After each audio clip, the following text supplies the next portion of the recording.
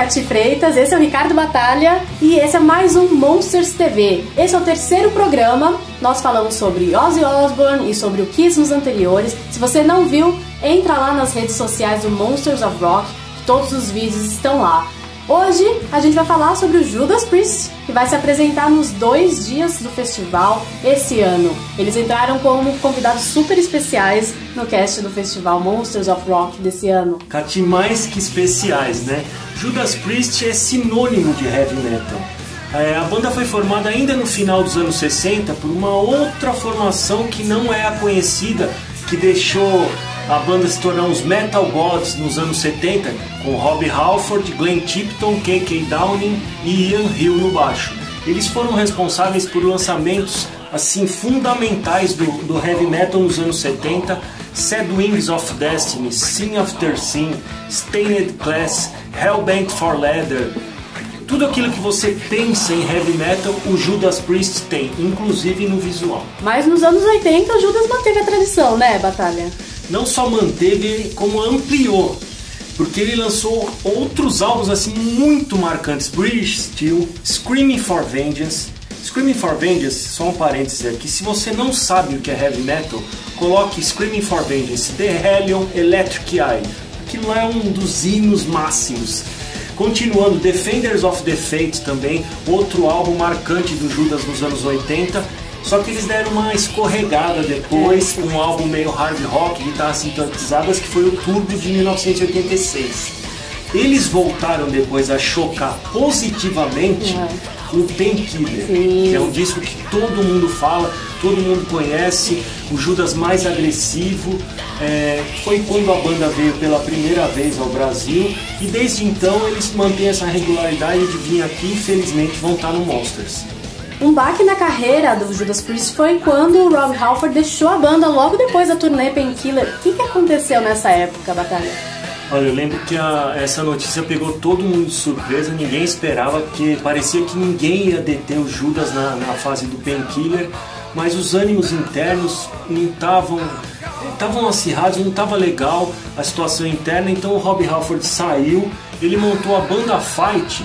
E ele levou com ele o Scott Travis, que foi o batera, que até famoso pelaquela entrada da Painkiller. O Scott Travis saiu com o Rob Halford para montar o Fight, que inclusive passou pelo Brasil. Depois disso, o Rob Halford teve outros projetos. O Chu, que é polêmico, com música mais industrial.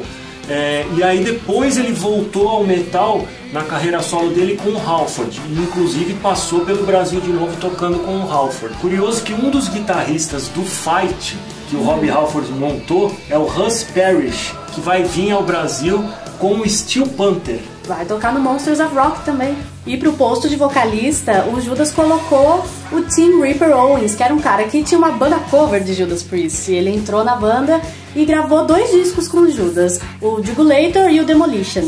E essa formação também veio pro Brasil. Olha, a história da entrada do Tim Ripper Owens no Judas é bem curiosa mesmo, porque a banda estava nessa busca de um substituto pro Rob Halford, o que não era fácil.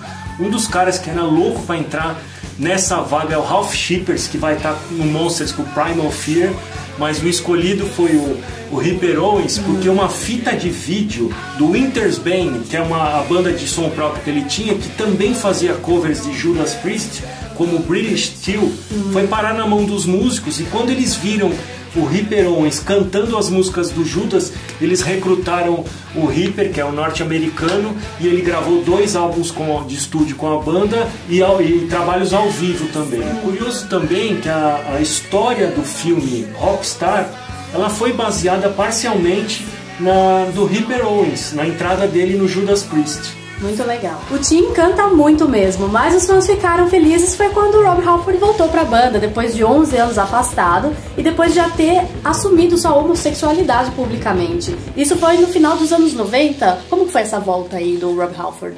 Olha, da mesma forma que todo mundo foi pego de surpresa quando ele saiu e entrou o Ripper, quando ele voltou também, ficou todo mundo surpreso à volta do Halford. Aquele foi um grande evento no meio do heavy metal.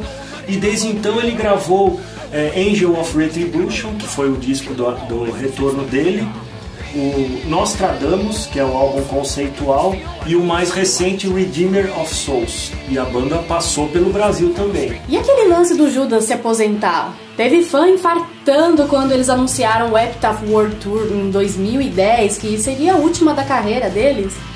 Felizmente essa história de aposentadoria do Judas durou pouco, mas teve um integrante que realmente se aposentou, que foi o KK Downing. Ele foi substituído pelo Rich Faulkner, e que se deu muito bem com a banda, inclusive foi muito testado ao vivo, os fãs queriam ver como era, e ele gravou o Redeemer of Souls, foi a estreia dele com a banda ao vivo, e o Judas tá aí e ainda não tá falando mais nada de aposentadoria. Bom, Batalha, então eu vou te botar numa fria novamente, que agora já tá virando tradição. Qual que é o disco ou música que você não gosta do Judas Priest? Bom, Judas Priest é uma das minhas bandas preferidas, é referência do heavy metal em todos os tempos, inquestionável. Mas tem uma música que eu odeio, tem algumas músicas mais ou menos assim, mas uma que eu odeio chama You Say Yes. Essa música não dá. Não dá. Não dá. E qual que é uma que dá?